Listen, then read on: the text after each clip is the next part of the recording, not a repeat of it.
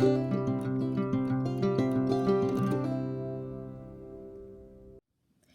guys, welcome back to my channel. So I'm going to be doing the audiobook for Legend by Mary Lou. Today is just going to be chapter 1, but if you come back to my channel, the rest of the chapters will be uploaded. So let's get right into it. Part 1, The Boy Who Walks in the Light. Day. My mom thinks I'm dead. Obviously, I'm not dead, but it's safer for her to think so. At least twice a month, I see my wanted poster flashed on the Jumbotron scattered throughout downtown Los Angeles. It looks out of place up there. Most of the pictures on the screen are of happy things: smiling children standing under a bright blue sky, tourists posing before the Golden Gate ruins, Republic commercials in neon colors. There are also anti-colonies propaganda. The colonies want our land, the ads declare. They want what they don't have. Don't let them conquer your homes. Support the cause. Then my criminal report. It lights up the Jumbotrons in all its multicolored glory. Wanted by the Republic. File number 462178-3233. Day. Wanted for assault, treason, theft, destruction of military property, and hindering the war effort. 200,000 Republic notes for information leading to arrest. They have a different photo running alongside the report. One time, it was a boy with glasses and a head full of thick copper curls.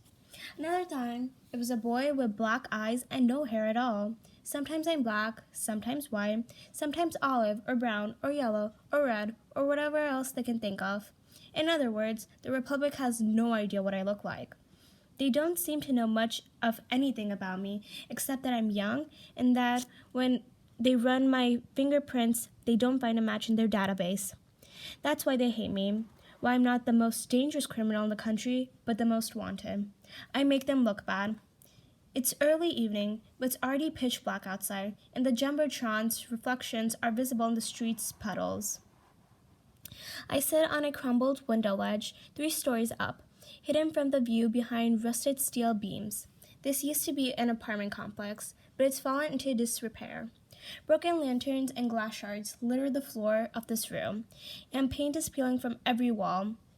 In one corner is an old portrait of the Elector Primo lies face up on the ground. I wonder who used to live here. No one's cracked enough to let their portrait of the Elector sit discarded on the floor like that.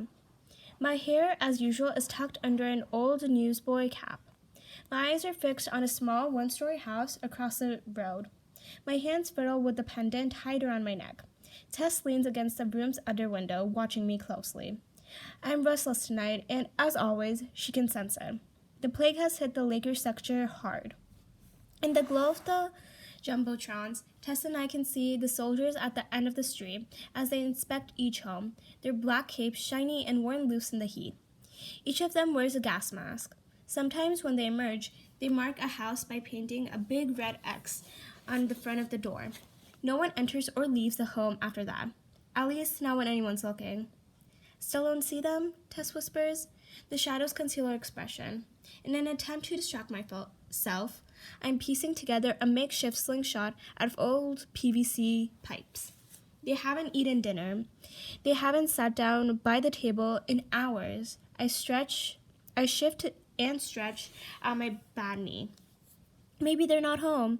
I shoot Tess an irritated glance. She's trying to console me, but I'm not in the mood. A lamp's lit. Look at their candles. Mom would never waste candles if no one was home. Tess moves closer. We should leave the city for a couple of weeks, yeah? She tries to keep her voice calm, but the fear is there. Soon the plague will have blown through and you can come back to visit. We have more than enough money for 2 train tickets. I shake my head. 1 night a week, remember? Just let me check up on them 1 night a week. Yeah, we've been coming here every night this week. I just want to make sure they're okay. What if you get sick? I'll take my chances. And you didn't have to come with me. You could have waited for me back at Alta. Tess shrugs. Somebody has to keep an eye on you. 2 years younger than me, although sometimes sounds old enough to be my caretaker. We look in silence as the soldiers draw closer to my family's house. Every time they stop at a home, one soldier pounds on the door, while a second stands next to him with its gun drawn. If no one opens the door within 10 seconds, the first soldier kicks it in. I can't see them once they rush inside, but I know the drill. A soldier will draw a blood sample from each family member, then plug it into a handheld reader and check for the plague. The whole process takes 10 minutes. I count the houses between where the soldiers are now and where my family lives. I will have to wait another hour before I know their fate. A shriek echoes from the other end of the street. My eyes dart towards the sound of my hand, and my hand whips to the knife sheathed at my belt. Tess sucks in a breath. It's a plague victim. She must have been deteriorating for months, because her skin is cracked and bleeding everywhere, and I find myself wondering how the soldiers could have missed this one during their previous inspection.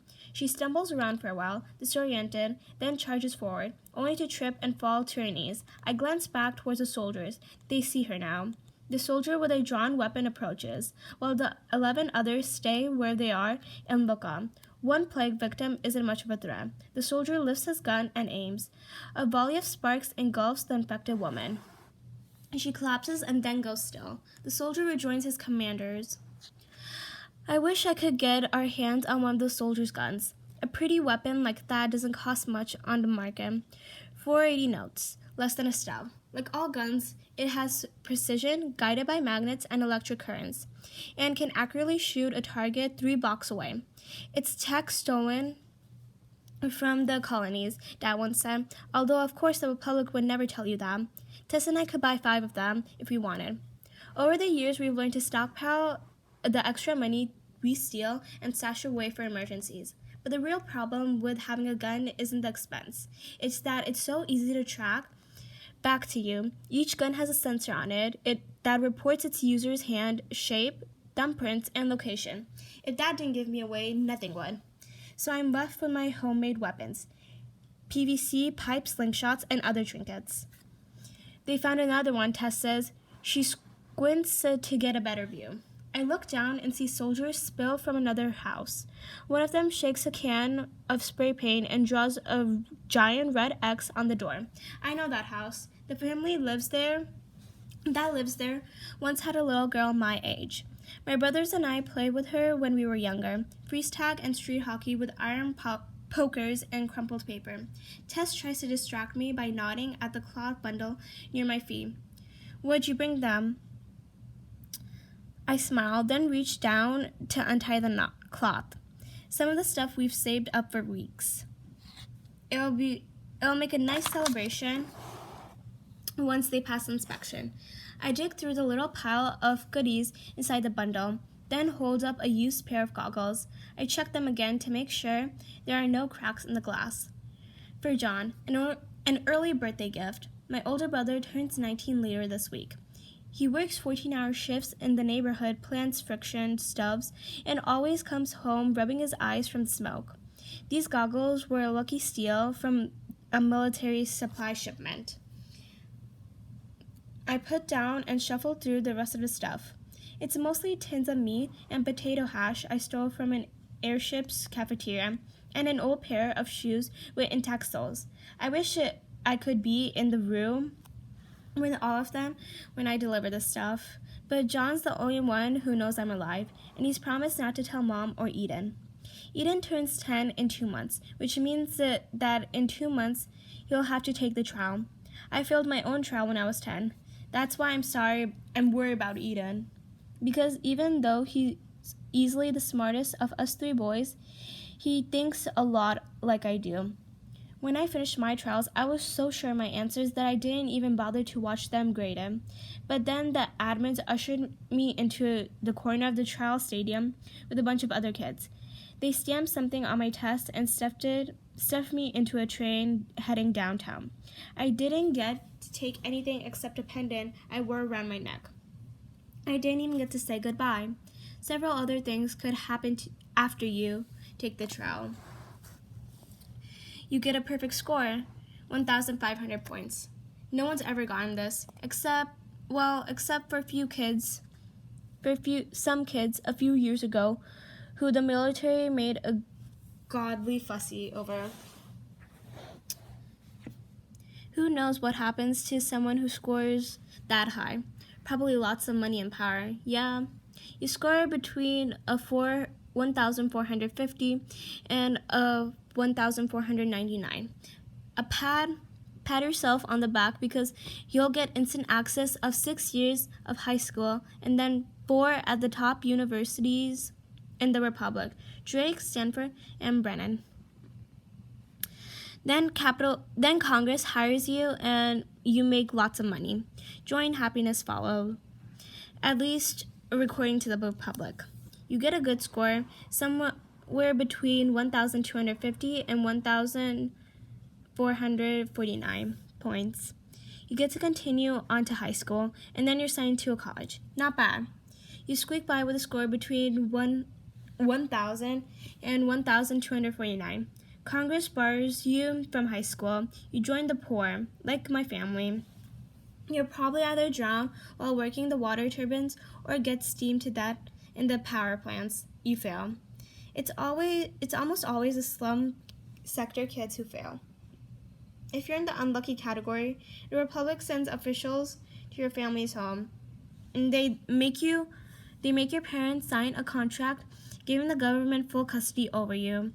They say that you've been sent away to the Republic's labor camps and that your family will not see you again. Your parents have to nod and agree. A few even celebrate because the Republic gives them 1,000 notes as a condolence gift.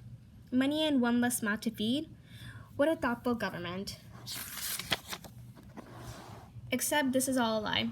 An inferior kid with bad genes is no use to the country. If you're lucky, Congress will let you die without first sending you to the labs to be examined for imperfections. 5 houses remain. Tess sees the worry in my eyes and puts a hand on my forehead. One of your headaches coming on? No, I'm okay. I peer in the open window at my mother's house, then catch my first glimpse of a familiar face. Eden walks by, then peeks out the window at the approaching soldier and points some handsome handmade metal contraption at them. Then he ducks back inside and disappears from view. His curls flash white blonde in the flickering lamppost.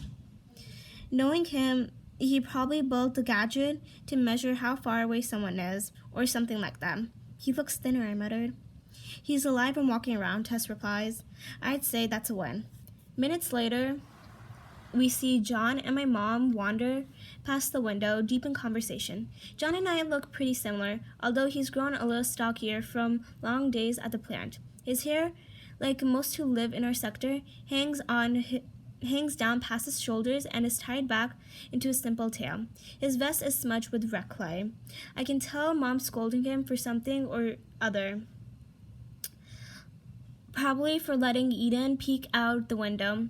She bats John's hand away when a bout of her chronic coughing hits her. I let out a breath. So, at least all 3 of them are healthy enough to walk. Even if one of them is affected, it's early enough that they'll still have a chance to recover. I can't stop imagining what will happen if the soldiers mark my mother's door. My family will stand frozen in our living room long after the soldiers have left. Then Mom will put on her usual brave face, only to sit up through the night, quietly wiping tears away. In the morning, they'll start receiving small rations of food and water and simply wait to recover, or die. My mind wanders to the stash of stolen money that Tess and I have hidden.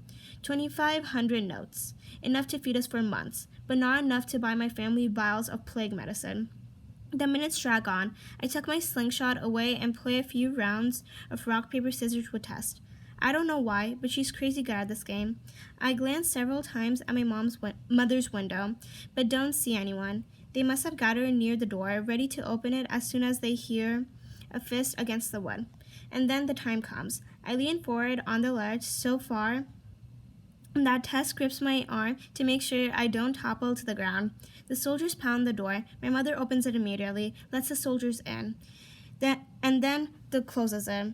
I strain to hear voices, but steps, anything that might come from my home. The sooner this is all over, the sooner I can sneak my gifts to John. The silence drags on. Tess whispers, "No news is good news." Very funny. I count off the seconds in my head. 1 minute passes, then 2, then 3, and then finally 10 minutes, then 15 minutes, then 20 minutes. I look at Tess. She just shrugs. Maybe the reader's broken, she suggests. 30 minutes pass. I don't dare move my vigil. I'm afraid something will happen so quickly that I'll miss it if I blink. My fingers tap rhythmically against the hilt of my fork. 40 minutes, 50 minutes, an hour. Something's wrong, I whisper. Tess purses her lips. You don't know that. Yes, I do. What could possibly take this long? Tess opens her mouth to reply, but before she can say anything, the soldiers are exiting my house, single file, expressionless. Finally, the last soldier shuts the door behind him and reaches for something tucked at his waist. I suddenly feel dizzy. I know what's coming. The soldier reaches up and sprays one long red diagonal line on our floor. Then he sprays another, making an X. I curse silently under my breath and start to turn away. But then a soldier does something unexpected, something I've never seen before. He sprays a third vertical line on my mother's door, cutting the X in half. Well, guys, that's it for today. I hope you enjoyed and that it was good. And stay tuned for the next chapter. Bye!